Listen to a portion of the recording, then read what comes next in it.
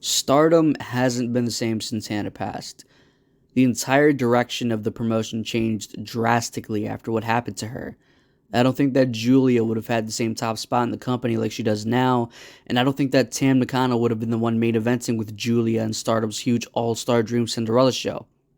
Hannah was pretty much destined for greatness, even if much say like a Jeff Hardy, she wasn't exactly meant for it. In the short time that I was able to see Hannah's work live, there was always this underlying feeling that wrestling wasn't forever for her. I know that Stardom's wrestlers tend to retire early, allegedly due to pressure from the heads at Stardom because they still rely far too heavily on the sex appeal of women's wrestling, and believe that the more you age, the less sex appeal that you have. I don't know for sure if that's the case, but I'm not a fucking moron either. Even if they deny it, there's enough evidence on their shows to throw it back in their face. Anybody that watched Hannah wrestle could tell you that, yeah, no shit, she was gorgeous, but look, there are plenty of women in wrestling that are unbelievably attractive, but can't work a good match. I think what made Hannah such a star was not just her looks, but it's what she showed of herself in the ring. Her charisma was insane. She wasn't afraid to be ugly in the ring. The woman would literally spit on her opponents in some of her matches, scream her fucking head off like a wildcat, and laugh like a complete goofball. And all it did was make fans like myself love her work that much more because she was so damn unique and carried herself like a complete fucking star, whether she knew it or not, or even if she even cared. And that's what kept you hooked. She had a powerful presence in the ring and was one of those wrestlers that did not need to be a technical wizard or a fucking mastermind in the art of pro wrestling. I can never quite describe what it was with wrestlers like her and Jeff Hardy alike, but I can say it was almost effortless. And like I said, Hannah was no technical wizard in the ring, and she did not need to be whatsoever. On this episode of Ring of Honor TV, ROH dedicated the entirety to Hannah and her impact in ROH, even though she didn't compete for them for very many matches. It was super classy of Ring of Honor to do, even if their ROH TV episodes weren't exactly a high priority for them at the time of this episode's release. Now, unlike Hannah's matinee special, or matinee special I should say, it didn't focus on being uplifting as much as it did just remembering her time in Ring of Honor. It was a tribute show from a promotion that didn't have her like Stardom did, and it was a promotion that didn't have her nearly as much as her own mother did.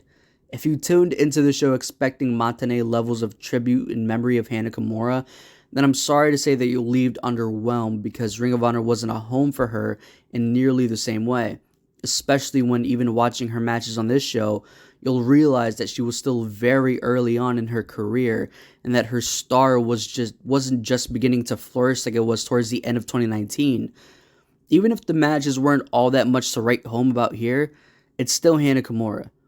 Even the most run-of-the-mill matches that she's had in her career would keep me watching, and sometimes her star power was able to make the match even greater than probably it had any right to be. So yeah, the matches on here and the tribute show overall was just okay, and I wasn't expecting it to be great in the first place. Having some of the ROH wrestlers talk about what she was like when they saw her was nice. Hearing from Mandy Leone, Cheeseburger, and especially Session Moth was insightful, and Ring of Honor playing clips of her backstage or out and about in the city of whatever show was coming up for them was honestly a little bit hard for me to watch, because it hit a little bit too hard for me that she wasn't here anymore, which is a reality that I've been trying to avoid. It's a reality that made the matinee special a difficult show to start and finish. It was nice to see Hannah wrestling outside of a Stardom show in front of an American crowd, which I feel like she fit in like a fucking glove. Hannah was a natural over in the States. Her personality probably had the best crossover potential, even more than I'd say the likes of Io Shirai did when she debuted in WWE.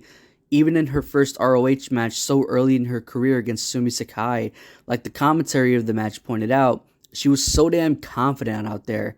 She was able to get the crowd going during the Women of Honor era, which is an era in women's wrestling better to be forgotten outside of maybe a few moments. If there were any match on the show that I outright disliked, it was the Madison Square Garden match that she took part in, because Ring of Honor failed every woman in that match with the lack of focus and direction in their women's division at the time. It was honestly agitating to watch the women get almost no reaction whatsoever. The fuck is the deal with wrestling promotions not knowing how to put together shit properly for women? It's Fuck, man, it can't be that difficult. What made Madison Square Garden match even more irritating was knowing how much it meant to Hannah to be performing there, as shown by the clip of her backstage where she talked about how excited she was. She seemed so pleased with her performance, but honestly, if Matt Taven can get enough of a build and focus from the heads of Ring of Honor to win their world title at their Madison Square Garden show, despite the majority of even ROH's fan base not wanting to see that shit, then it should have been beyond easy for them to get their women's division over with the same amount of effort. It is what it is, and it's not best to dwell on that too much, but it was so maddening to watch not one of the women get the love that they've long since earned because yet another wrestling promotion can't figure out how to care about their women's division. Fucking idiots. I don't want to leave this on a sour note because this show was dedicated to the memory of Hana Kimura at the end of the day, and I can at the very least appreciate them doing something that they didn't have to. There's no doubt in my mind that if Hana was still here, and that if she still chose wrestling, and that if she got scooped up by an American promotion somewhere, that she could have been the ace of that women's division. I'd even go as far as to say that even if that promotion were AEW, she'd still manage to get over even with how poorly they treat their women's division. The same goes for WWE. At the end of the day, though, I'm just grateful for what she shared with the world. The woman had it, and you could see that clear as day through the few matches that she had in Ring of Honor, even so early on in her career.